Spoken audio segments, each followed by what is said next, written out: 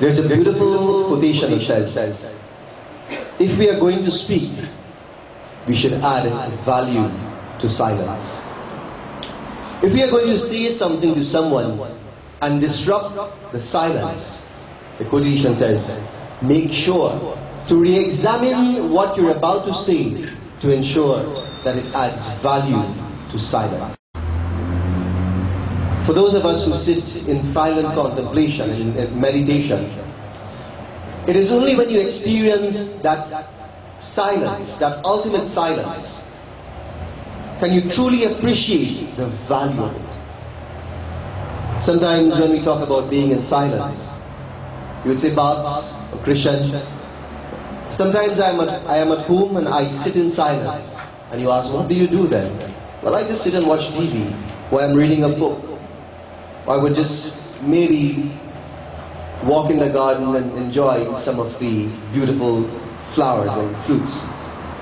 But really, sometimes when we think that we're silent, and we define that silence by the absence of words, we can have a whirlwind of thoughts that is disrupting our life when it takes the stage of our mind. True silence, the ultimate silence that we speak about, is the silence, the quietening, the gap between the thoughts, which is really the womb of all creation. But today, when we discuss this concept about speaking or our words should add value to the silence, today's topic we will discuss the power of our words. We have often heard this description before, that there's a progression or there's a sequence that starts with thoughts and progresses onwards. It says that everything in this world starts with what? Starts with a thought.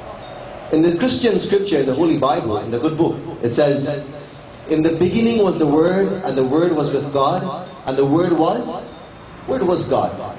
And in Sanatana Hinduism, we're told that that word was Om. Om was the seed state by which everything in this world was created. Brahma, Vishnu, Shiva came from Om. Gayatri mantra came from Om. As a matter of fact, every mantra that we chant, it is incomplete unless we begin with Om. And here we're seeing that the silence that generates and projects everything in this world starts with a thought. After a thought comes our words. After words, you know that quotation, watch your thoughts become your words. Watch your words become your actions. Watch your actions become a behavior or habit. Watch your behavior becomes your character. Because if you don't be careful, if you don't watch your thoughts and your words, it will be too late to take care of your character. It all starts with thoughts and words. But today, we will not discuss thoughts, but we will discuss the concept of using and our preference for using the words, the vocabulary in our life. We would pay attention to them. In my line of work, I am in safety. And we discuss at length, how do you get people to behave safely in the working environment? Last week was National Safety Week in Trinidad and Tobago.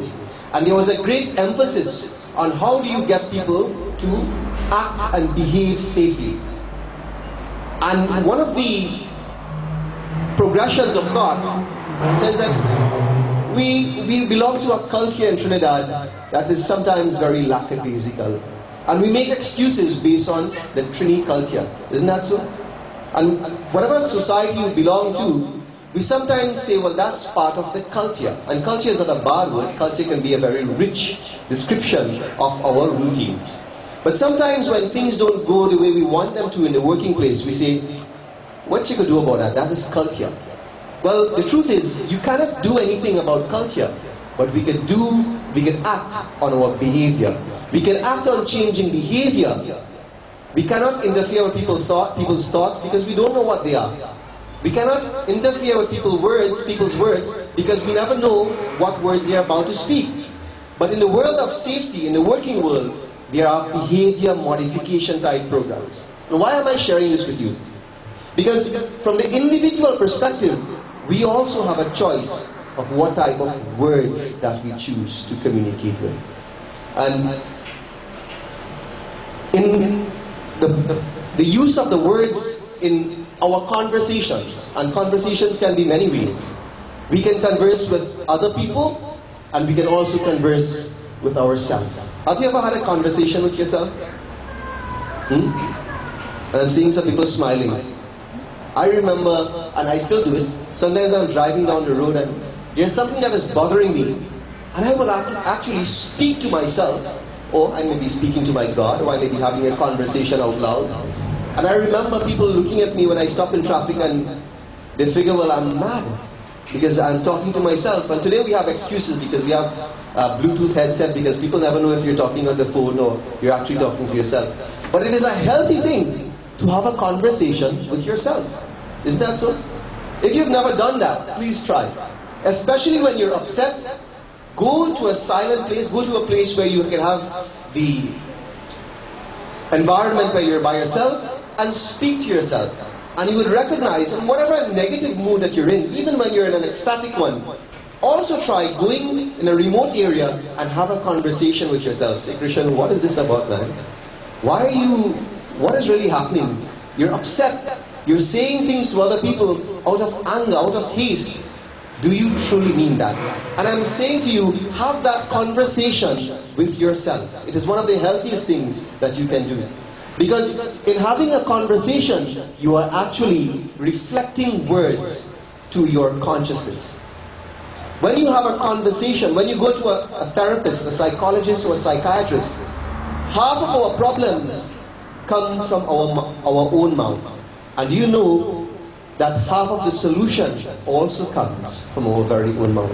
Because as an individual, we know what the solutions are, or most times, we know what the solutions are to our problems and our concerns. But when we speak to someone, whether it's a friend, a counselor, a confidant, a guru, when we speak to that someone in confidence, we are actually listening to ourselves, or as a matter of fact, sometimes they repeat to us what we would have said in using our own words, and immediately things become clear. There's clarity in our thoughts. So using choice words, or there's the power of words has life, and the power of words can also have death, figuratively.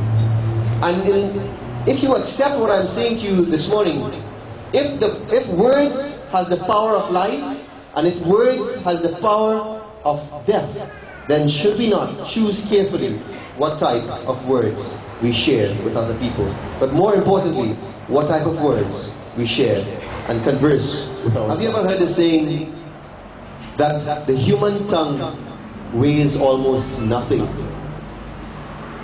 but so very few of us could hold it? The human tongue weighs so very little, but so very few of us could actually hold our tongue. And I don't mean literally. It means to think, to be careful of what words we use in communicating with others. We're told that the word